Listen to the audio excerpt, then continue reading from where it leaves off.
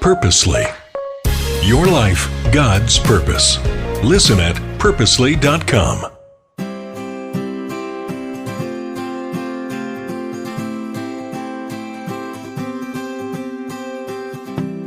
We throw around the word awesome a lot, right?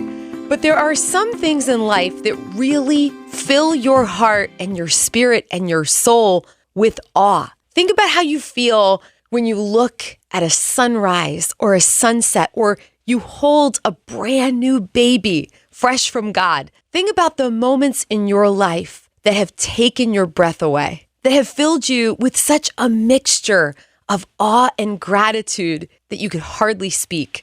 You were just so choked up and amazed.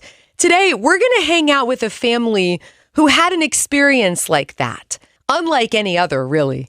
And before we dive into John chapter 11, I want to point out one verse. It's gold in this mind today, and it's 2 words. Jesus wept. Wow, when you put those words together, my heart fills with awe and gratitude because Jesus was fully man and fully God. And there were times he needed a tissue. Now, Kleenex wasn't invented yet, but I'm sure they had some sort of handkerchief. The Lord's heart was so tender and so beautiful that he cried and grieved. Remember, we've been talking about this recently. The Lord has experienced every emoji you will ever type into your phone to explain to your friend how you're feeling today or on any given day. He's so kind. I want to give you the context of this story before we dive in as well. Lazarus, a dear friend of Jesus, was very sick. And those who were closest to Lazarus sent a message to Jesus, knowing that he could come and ride in on that white horse and heal their dear, precious Lazarus. And isn't that how we expect Jesus to answer our prayers as well? But Jesus totally surprised his followers and said, I'm picturing the message in his hand on parchment paper. Listen, this sickness has not come for the death of Lazarus, but for the glory of God. And he stayed. He didn't go. He waited a few days. And we're going to find out why.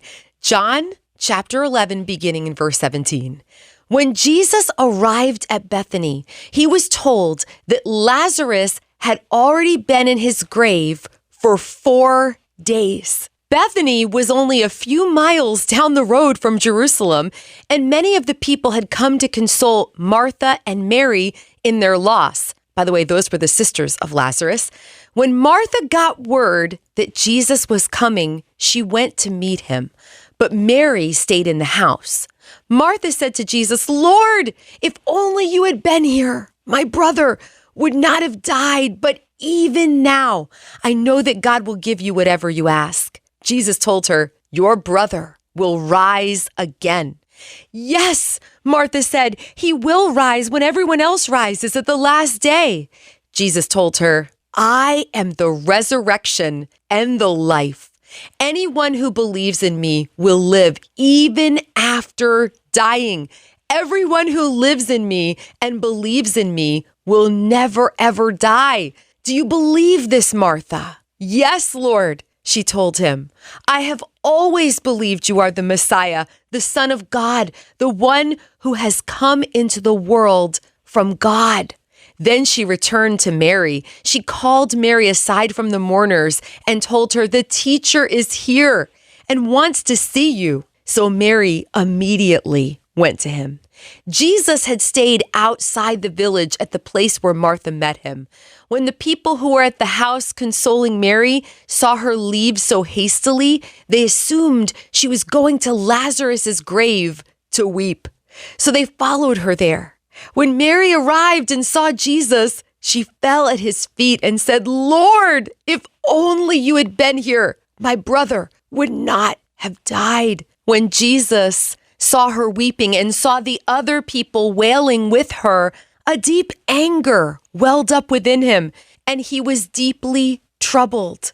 Where have you put him? He asked them. They told him, Lord, come and see. Then Jesus wept. The people who were standing nearby said, see how much he loved him. But some said, this man healed a blind man. Couldn't he have kept Lazarus from dying? Jesus was still angry As he arrived at the tomb, a cave with a stone rolled across its entrance. Roll the stone aside, Jesus told them. But Martha, the dead man's sister, protested, Lord, he has been dead for 4 days. The smell will be terrible. Jesus responded, didn't I tell you that you would see God's glory if you believe? So they rolled the stone aside. Then Jesus looked up to heaven and said, Father, thank you for hearing me.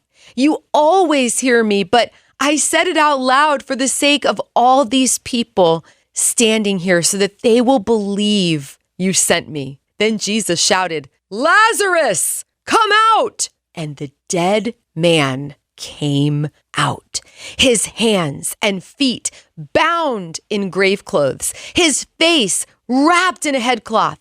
Jesus told them, unwrap him and let him go. Oh, it's such an incredible story, isn't it? Don't you get the good goosebumps? Mary and Martha and all of the mourners who had come to weep in front of Lazarus's tomb had to be filled with awe and wonder and gratitude. I mean, when we say pizza is awesome, it loses something, that word. God is awesome. Pizza is delicious.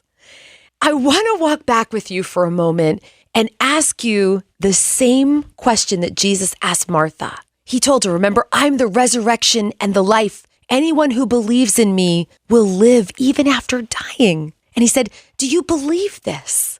And I want you to imagine Jesus sitting across from you, wherever you are right now, sitting next to you in the car, across from you at your kitchen table, sitting in your cube with you. Do you believe this?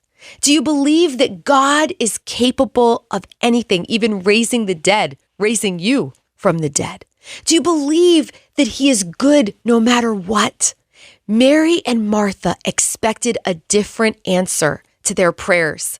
They expected Jesus to respond to the message by saying, I'll be right there and I'll fix it. But Jesus gave them an awesome moment, one that we're still talking about thousands of years later. Hold on tight.